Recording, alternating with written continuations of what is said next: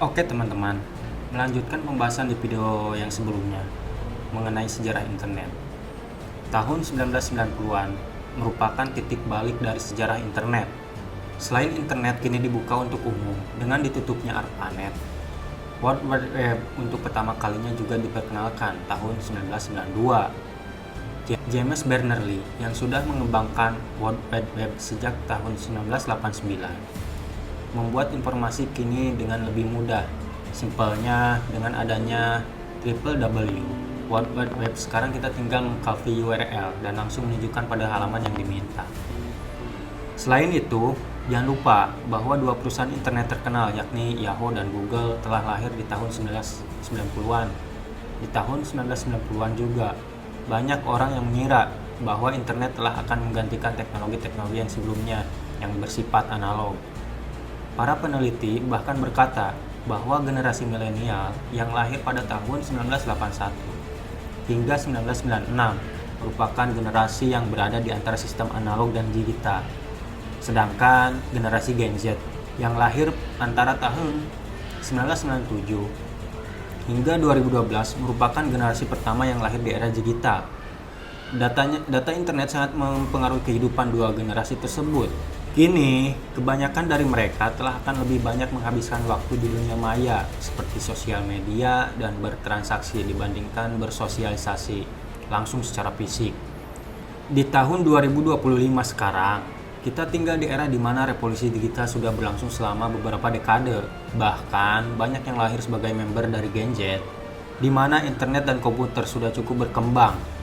Bahkan, melihat bahwa anak zaman sekarang sudah mulai diperkenalkan dengan komputer, serta cara-cara untuk berinteraksi dengan menggunakan software khusus.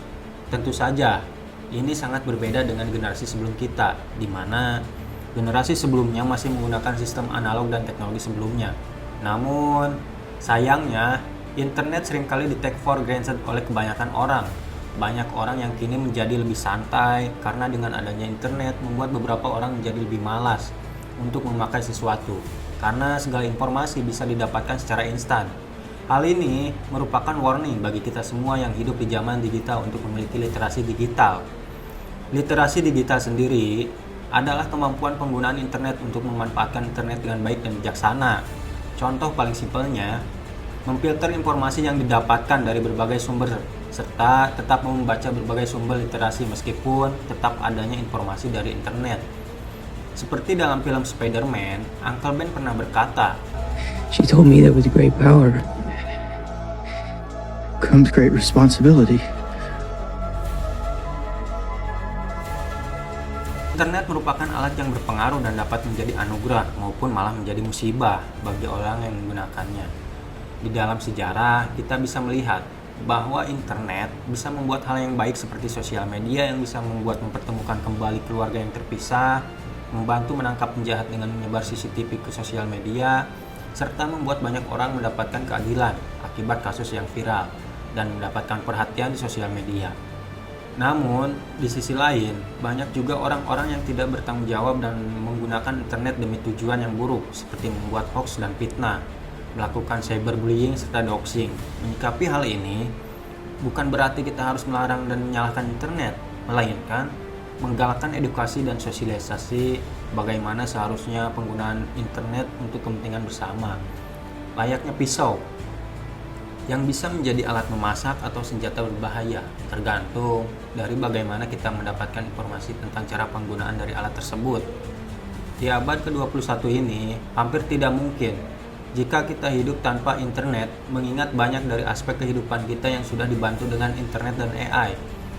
Jika internet di seluruh dunia mati dalam 5 menit saja, tentu akan cukup menimbulkan kerugian yang sangat besar bagi berbagai sektor di dunia. Pesawat-pesawat, komunikasi, navigasi, semua pasti bakal berhenti. Bisa kebayang. AI dan internet pastinya juga terus berkembang dengan seiringnya zaman. Bahkan di masa depan sudah diprediksi bahwa tenaga manusia akan tergantikan oleh AI yang tentunya berbasis internet. Hal ini bahkan sudah digambarkan dalam game Detroit Become Human, di mana robot AI yang telah dimanfaatkan dalam berbagai hal seperti sosok seperti tenaga hukum, bahkan asisten rumah tangga yang sanggup melakukan hampir seluruh pekerjaan manusia di masa depan. Nah, menurutmu, Bagaimana cara terbaik untuk menyikapi perkembangan teknologi yang semakin maju ini? Coba berikan pendapatmu untuk kehidupan manusia yang lebih baik. Terima kasih sudah menonton dan belajar sejarah bersama Gasela Studio. Jangan ragu untuk berikan komentar, like, dan bagikan bila kamu merasa konten ini bermanfaat. Sampai jumpa di video berikutnya.